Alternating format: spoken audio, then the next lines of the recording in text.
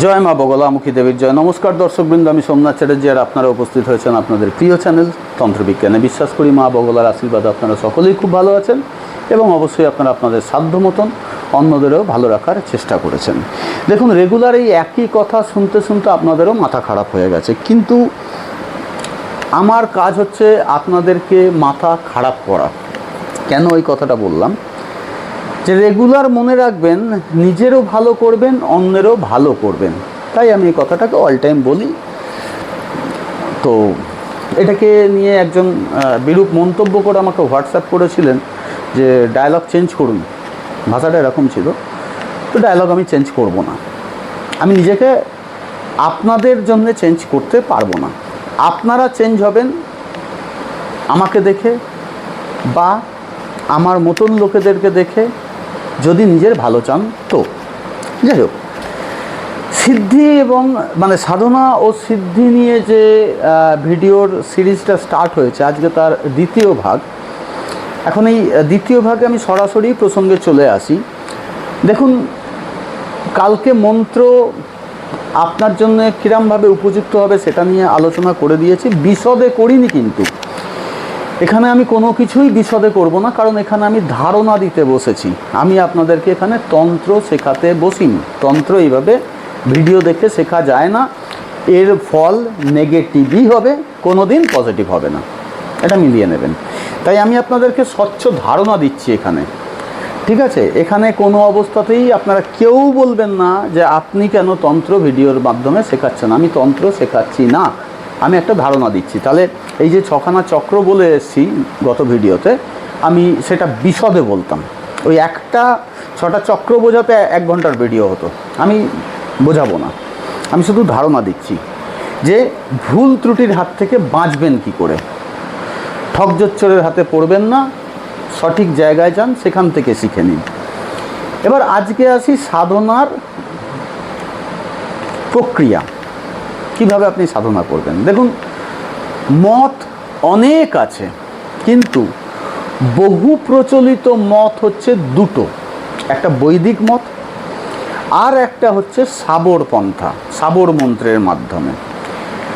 তো বৈদিক মত আর সাবর মন্ত্রের বৈদিক মন্ত্র আর সাবর মন্ত্রের যে তফাৎ, সেটা কি আগে সেটা বুঝে নিন। বৈদিক মন্ত্র অনুষ্ঠান করার জন্যে আপনাকে অনেক বেশি নিয়ম শৃঙ্খলার মধ্যে নিজেকে যুক্ত করতে হবে, এবং বৈদিক মন্ত্র সিদ্ধি লাভের কারণে সিদ্ধি লাভের জন্যে আপনাকে অনেক বেশি মন্ত্র জপতে হবে, অনেক দিন ধরে জপতে হবে। আপনি অধৈর্যের চরম সীমায় পৌঁছাবেন, তবে আপনার সিদ্ধি লাভ হবে। এবং একবার সিদ্ধি লাভ হয়ে গেল এটা টিল ডেথ শুধু নয়, পরবর্তী জন্মে আপনি আজ যেখানে আসনকে ছেড়ে যাচ্ছেন, আপনার সেম বয়স যখন সেই জন্মে আসবে, আপনি সেই জন্মে সেই বয়সে এসে সেই আসনের হদিশ আবার পেয়ে যাবেন। কেউ না কেউ আপনাকে হাত ধরে এনে বসিয়ে দেবে। এটা আমার কথা নয়। আপনি যত এই কলিযুগের মনীষীদের গল্প পড়বেন, দেখবেন তাদের প্রত্যেকের ক্ষেত্রে সেম ঘটনা ঘটেছে। আজ আপনি যে এই ভিডিওটা দেখছেন, এবং যারা সম্পূর্ণ দেখছেন, যারা স্কিপ করে দেখছেন, তারা অধৈর্য মানুষ। তাদেরকে নিয়ে আমরা কোনো আলোচনা করবই না, কারণ তারা হচ্ছে নেগেটিভ এনার্জি। আমি কিন্তু তাদেরকে নিয়ে আলোচনা করছি না। তারা শুধু খুঁজে মরছে আমি কোথায় কুড়িয়ে পাবো, নিয়ে দৌড় দেব। ওরা তস্কর, চোর। যারা মন দিয়ে ভিডিও দেখছেন, যারা কিছু জানতে চাইছেন, শিখতে চাইছেন, নিজের জীবনে কিছু করতে চাইছেন, এই ভিডিও কিন্তু শুধুমাত্র তাদের জন্য, ঠিক আছে? তো দেখুন, আপনি যদি ধৈর্য ধরে ভিডিও দেখছেন, তাহলে ধৈর্য ধরে তন্ত্র সাধনা করারও প্রবণতা আপনার আছে। তো আপনি বৈদিক মন্ত্রে যেতে পারেন। ওকে, সঠিক গুরুর মাধ্যমে আপনি বৈদিক মন্ত্রের অনুশীলন করে এগিয়ে যেতে পারেন। বৈদিক মন্ত্রের একটা বড় মজা হচ্ছে, আপনি ভুল করবেন, শুরুতে আপনিও ভুল করবেন, কিন্তু আপনি যত এগোবেন, আমি স্টেজগুলো তো পরে বলবো, যত স্টেজ একটা একটা করে কভার করবেন, সপ্তধাপকে যখন আপনি টাচ করবেন, ততক্ষণে দেখবেন আপনি যা ভুল করে এসেছেন লেভেল 1-এ, লেভেল 2-এ, ওগুলো না ঠিক কারেকশান হয়ে গেছে, তাই আপনি লেভেল 7-এ এসছেন। আপনি যদি বারবার ক্লাস 1-এই ফেল করেন, আপনি কোনো দিন মাধ্যমিক দিতে পারবেন না, তাই তো? আপনি মাধ্যমিক এই 1-এ একবার ফেল করেছেন, পরের বছর আর ফেল করবেন না, ঠিক কি কোনো না কোনোভাবে 2-এ উঠে যাবেন, 2-এ আবার ফেল করেছেন, আবার 2 পাস করবেন, 3-তে যাবেন, কারণ আপনি পরের বারের ভুলটা করবেন না। তো আপনাকে অলরেডি কেউ না কেউ চেতন করতে থাকবে যে ভাই তোমার এটা ভুল হয়েছে, তুমি এটাকে কারেকশান করো। কিন্তু যদি আপনি সাবর মন্ত্র করেন, এখানে কিন্তু আপনাকে ভুল বলার কেউ থাকবে না, ঠিক আছে? আপনি সাবর মন্ত্র নিয়ে কোনো রকম ছেড়খানি করে ফেললে যেই মুহূর্তে আপনার ভুল হবে, ওই মুহূর্তে আপনি আহত হবেন। ওই মুহূর্তে এরকমও হয়েছে, সাধক পাগল হয়ে গেছে, নেগেটিভ এনার্জি ওর শরীরে চলে এসেছে, কিংবা মৃত্যু পর্যন্ত হয়েছে, পরিবারের প্রিয়জনদেরকে হারানোর বেদনা পর্যন্ত পেতে হয়েছে। তাই সাবর মন্ত্র তাতে সিদ্ধি লাভ করতে চাইলে মানে ইউটিউবে তো ভরে ভরে সাবর মন্ত্র রয়েছে, মানে বগলার যে গুপ্ত সাবর মন্ত্র সেটা পর্যন্ত আছে। শুধু তাই নয়, ওম নমঃ শিবায় জপার বদলে যে সাবর মন্ত্র আছে, ওম নমঃ শিবায়কে 24 লক্ষ জপতে হবে। 24 লক্ষ। আপনি যদি ডেলি 10,000 জপ করতে পারেন, তাহলেও আপনার 240 দিন লাগবে, ঠিক আছে, সিদ্ধি লাভ করার জন্যে, প্রত্যক্ষ দর্শনের জন্যে। আর সাবর মন্ত্রে আপনি 10,000 জপ করলেই পেয়ে যাবেন, 11 মালা জপ করলেই পেয়ে যাবেন। তো সাবর মন্ত্র বেশ বড় হয়, কিন্তু সাবর মন্ত্রে যদি ওইখানে আপনি অনুষ্ঠানে একটুও ভুল করেন, শিবের গণ আপনাকে আগে গণ করে দেবে, এটা মাথায় রেখে এগোবেন। কিন্তু তো আজকে যে প্রসঙ্গটা বলার, সেটা হচ্ছে একটা বৈদিক পন্থা, একটা সাবর পন্থা। আপনি সাবর পন্থায় যদি উপযুক্ত গুরু পেয়ে সাবর পন্থায় কোনো শক্তিকে সিদ্ধি লাভ করে নেন, তিনি কিন্তু আপনার সাথে 1টি বছরই মাত্র থাকবেন। এবার আজ যে শুভ তিথিতে আপনি ওই সাবর মন্ত্রকে সাধনা শুরু করেছেন, আপনাকে পরের বছর সেই তিথিতে গিয়েই কিন্তু বসতে হবে। তাই আমার পরামর্শ হয় সবসময় যে সাবর মন্ত্রকে কখনো গুরু পুষ্যা বা রবি পুষ্যায় শুরু করবেন না, বা ওই বুধবারে অষ্টমী, সোমবারে অমাবস্যা, এসব দিনে শুরু করবেন না। কেন করবেন না? তার প্রধান কারণ হচ্ছে, পরের বছর ওই যোগটা কিন্তু 365 দিনের বাদেই আসবে, কোনো মানে নেই। এটা অনেক দেরিতেও আসতে পারে, অনেক আগেও আসতে পারে। এবার আপনি রেগুলার ওই মন্ত্রকে জপে যাচ্ছেন, আপনি একটা সিদ্ধি নিয়েই খুশি, ঠিক আছে? আপনি মা মহালক্ষ্মীর একটি সাবর মন্ত্র পেয়েছেন, তার প্রয়োগ পেয়েছেন, গুরু আপনাকে সঠিকভাবে শিখিয়ে দিয়েছে, আপনি একটাতেই খুশি, আপনি ওই একটা নিয়েই করে চলেছেন, রোজ করছেন, কোনো আপত্তি নেই। টিল ডেথ তো ছেড়ে দিন, ওই যে পরের জন্মেও আপনি যখন সেম বয়সে, আজকে যে বয়সে এসে শুরু করছেন, সেই বয়সে গিয়ে যখন আপনি পরের জন্মেও পৌঁছাবেন, আপনি যেখানে ছেড়ে গেছেন আপনি তারপর থেকে পেতে থাকবেন, ঠিক আছে? কারণ এই মাঝের পিরিয়ডটা, আজকে যে শরীর ত্যাগ করেছেন আর এর পরে আবার যখন শরীর পাবেন, এই মাঝের পিরিয়ডটাকে আত্মাকে ঘুমন্ত মানা হয়। সে অবোধ, নির্বোধ, কিচ্ছু জানে না, সে ছটফট করছে আমার আবার শরীর চাই। এবার শরীর পাওয়ার পরে সে ছোট বয়সে অনেকক্ষণ অবধি কিন্তু তার মনে থাকবে। তাই দেখবেন অনেক ছোট বাচ্চা 5 বছর পর্যন্ত, বাচ্চা ছেলে হোক বা মেয়ে, তারা বিভিন্ন পুজো পাঠের সাথে যুক্ত থাকে, তারপরে কিন্তু সে সব ভুলে যায়। এবার হঠাৎ ওই যে বাচ্চাটা 5 বছর বয়স অবধি হয়তো শিবের পুজো করেছে, সে দেখবেন হঠাৎ হয়তো 28 বছর বয়সে গিয়ে শিবের ভক্ত হয়ে গেছে, কারণ তার আগের জন্য 28-এ শেষ করেছিল, মানে শুরু করেছিল। তাই এবারে আবার 28 পেয়েছে, ও যেখানে শেষ করেছে সেখান থেকে 28 থেকে আবার শুরু হবে। কেউ দেখবেন 50 বছর বয়সে গিয়ে সাধনায় আসতে চাইছে। তো কেন আসতে চাইছে? তার কারণ তার ভেতরে ওই 49 পার হয়েছে, 50-এ পা দিয়েছে, তখন থেকে একটা জ্বালা স্টার্ট হয়েছে যে না, এটা ঠিক ভালো লাগছে না। তার অনেক কিছুই আছে, বহুত কিছু আছে, কোটি কোটি টাকার সম্পত্তি আছে, কিন্তু তার ভেতরে একটা কিরম আকুতি পিকুতি স্টার্ট হবে যে না না না, এটা না, এটা না, আমি একটা কী যেন ভুলে যাচ্ছি, আমি কোথায় যেন একটা ছিলাম। তখন কেউ না ওর হাত ধরে টান দেবে, আয়। ও ওই 50-এ শুরু করেছিল ওই জন্মে, এই জন্মে আবার 50-এ এসেছে, ওকে আবার হাত ধরে টান দিয়ে দিয়েছে। এটা ফ্যাক্ট। আপনারা তো আজকাল ইউটিউব, ফেসবুক, ইনস্টাগ্রাম সব প্ল্যাটফর্মে এইসব ভিডিও দেখছেন।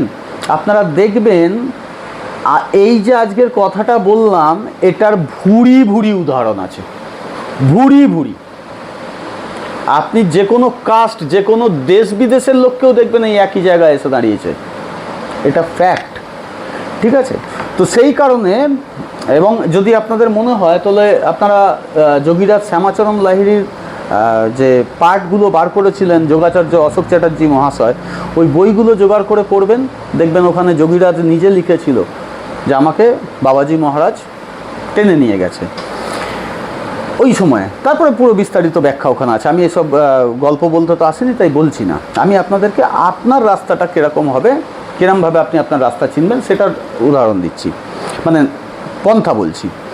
এবার আমি একবারও বলছি না সাবর মন্ত্র খারাপ, কিন্তু সাবর মন্ত্রের স্থিরতা কম, আর সাবর মন্ত্রে সবসময় দিব্যি লাগানো হয়, আন দেওয়া হয়। যেমন আমি যদি বলি, সবচেয়ে পবিত্র মন্ত্র সাবরের, মা মহালক্ষ্মীর জন্য সবচেয়ে পবিত্র মন্ত্র, যেটা আপনারা রেগুলার শোনেন, যারা শোনেন তারা জানেন, আপনারা উপকার পান তাই তারা শোনেন, কারণ এই ভিডিওটা রেগুলার চলে, দেখি রোজই প্রায় অন্তত 150 লোক দেখে।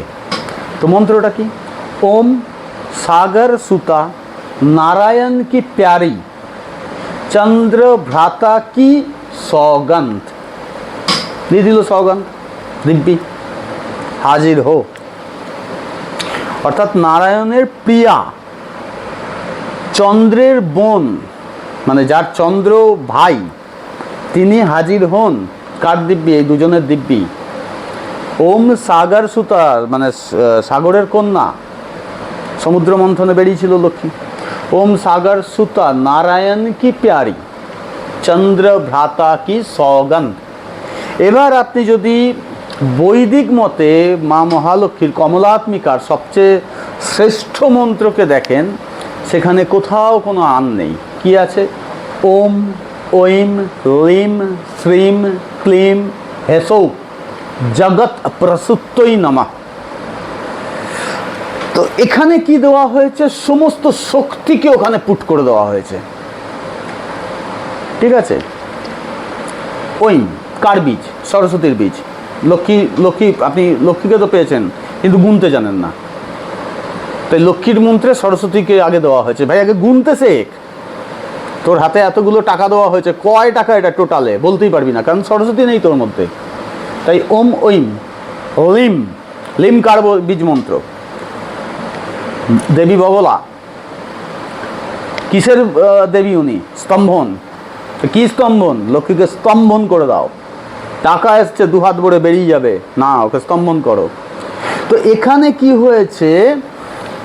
বৈদিক মন্ত্রে লক্ষ্মীর মন্ত্রটা, মানে লক্ষ্মীকে বিভিন্ন শক্তি দিয়ে বাঁধা হয়েছে, শক্তির বীজ দিয়ে ওকে আটকে দেওয়া হয়েছে, দিব্যি দেওয়া হয়নি। এবার আপনি বলবেন যে তাহলে দিব্যিটা কি, মানে দিব্যি দিলে কি কি? এখন মনে করুন আমাকে কেউ নেমন্তন্ন করলেন, ঠিক আছে? তো আমি তো কারুর নেমন্তন্ন বাড়িতে যাই না। কেন যাই না সেটাও ব্যাখ্যা করে দিচ্ছি। যে দেখুন, ওখানে গিয়ে যে ড্রামাটা করতে হয়, আমার দ্বারা ওটা সম্ভব হয় না, 1 নম্বর। 2 নম্বর, ওখানে যে ধরনের খাবার দাবার পরিবেশন করা হয়, গন্ধটা তো নাকে আসে। কোনো এক সময় তো আমিও খেয়েছি, লোভ তো লাগে, কিন্তু এখন তো প্রতিজ্ঞাবদ্ধ আছে আমি ওসব ছোবো না, তাকাবো না। তো কেন নিজের শরীরকে, আত্মাকে কষ্ট দিতে যাবো ওই সব গন্ধে? ঠিক আছে? তো সেই কারণের জন্য যাই না। তৃতীয়, যেখানে পুজো পাঠের অনুষ্ঠান হয়, ওই অং পং চং চং উচ্চারণ জানে না ব্রাহ্মণের বাচ্চাগুলো, সরি আরও খারাপভাবে বলতে পারি, এর থেকে ভালো আর বলতে পারলাম না, পয়সার লোভে সব এইসব অং চং পং করে বেড়ায়, ওইগুলো কানে লাগে, তাই যাই না। ঠিক আছে? এইবার মনে করুন যিনি এই ভিডিওটি দেখছেন, তিনি আমাকে ভীষণ শ্রদ্ধা করেন, ভালোবাসেন, একদম মাথায় করে রেখে দিয়েছেন। তিনি বললেন গুরুজিকে তো আমি নিয়ে আসবই, স্পেশাল ট্রিটমেন্ট দেবো। ওকে, তো গুরুজি তো যাবে না, আপনি যতই স্পেশাল দিন, ভালো কথা। তাহলে গুরুজিকে আপনি কি বললেন? গুরুজি, আপনাকে আমার অমুক অনুষ্ঠানের জন্য নেমন্তন্ন করে গেলাম, যদি না যান তো তো আপনার ছেলের দিব্যি রইল, আরে ভাই ভাই ভাই ভাই ভাই যাবো যাবো যাবো যাবো যাবো, কারণ তোর অনুষ্ঠানে না যাওয়ার জন্য যদি আমার ছেলের ক্ষতি হয়, তার থেকে ভাই আমি গিয়ে ওখানে গরুর মাংস দিয়ে আমি খেয়ে নেবো, কারণ আমি তো ওকে জন্ম দিয়েছি, পৃথিবীতে নিয়ে এসেছি, ও যতক্ষণ না পুরো মানুষ হচ্ছে ততক্ষণ ওর দায় দায়িত্ব আমার। তাই ওখানে যাওয়ার পরে যদি গরুর মাংস দিস আমি তাই খেয়ে নেবো ভাই, কারণ আমার ছেলেকে আমায় বাঁচাতে হবে। তো এইবার আমি ওই অনুষ্ঠানে যাব, কিভাবে যাব? আন পড়েছে তো, ভাঙা মন নিয়ে তো যাব। আপনি ভাবছেন উনি পা ধুয়ে দিয়ে চুল দিয়ে মাথা মুছিয়ে দেবে আর আমি অন্তর থেকে আশীর্বাদ করতে থাকবো? জিন্দগিতে করব না। আমি শুধু ভাববো তুই আসবি, আসার কথা বলেছিলি, এসেছি, আমার ছেলের দিব্যি আমি কাটিয়ে নিয়েছি, এইবার আমি চললাম। আমি 10 মিনিট থাকার চেষ্টা করবো, 10 মিনিট বাদে আমি পালিয়ে আসবো, কারণ ভাঙা মন নিয়ে কেউ কোথাও যায় নাকি? আপনি হলে যাবেন?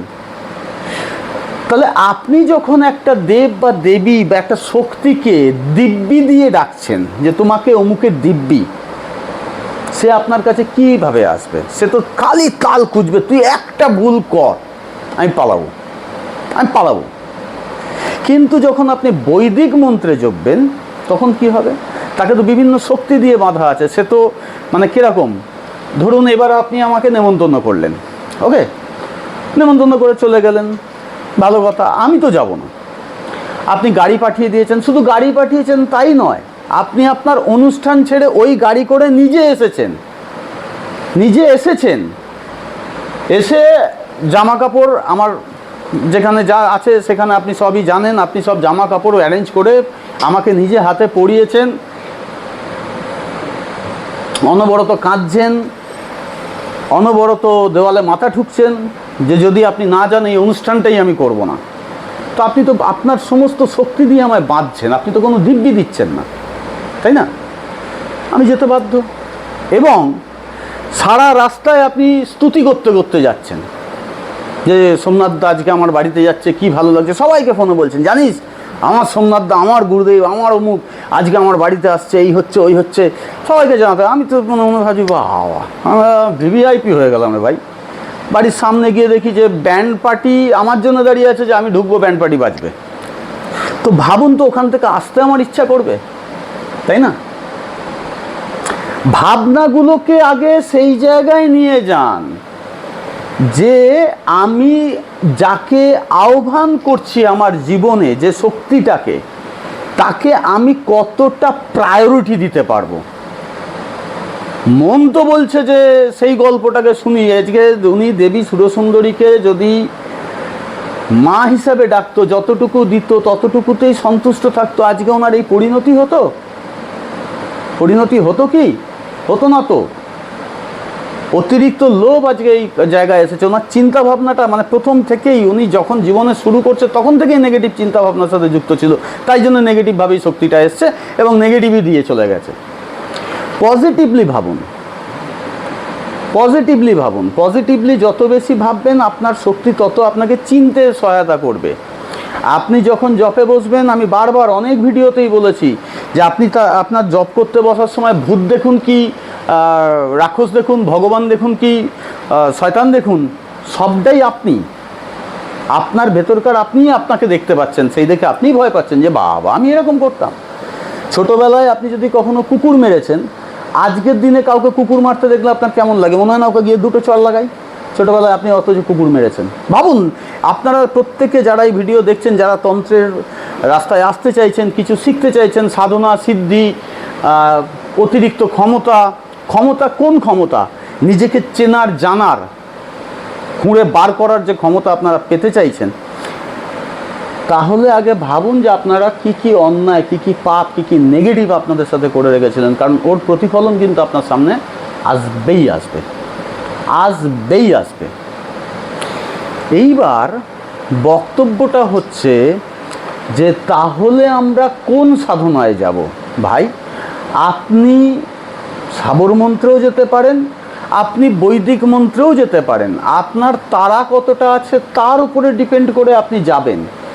কিন্তু আমি যেটা বলে ভিডিওটা শেষ করব আজকে এখানে, সেটা হচ্ছে যা করবেন সব সাত্ত্বিক করবেন, তাতে লেট হোক অসুবিধা নেই, নেগেটিভ যেন আপনার ঘাড়ে এসে না পড়ে।